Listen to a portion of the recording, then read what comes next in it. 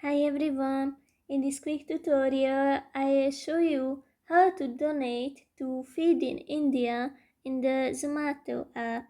Just open the app, click on your profile in the top right corner and scroll down until you find the Feed in India section. Tap on your impact and wait a little bit. Then you will have the opportunity to donate by clicking here. Then you can select the amount of money you would like to donate and also add your details, uh, your card number and so on.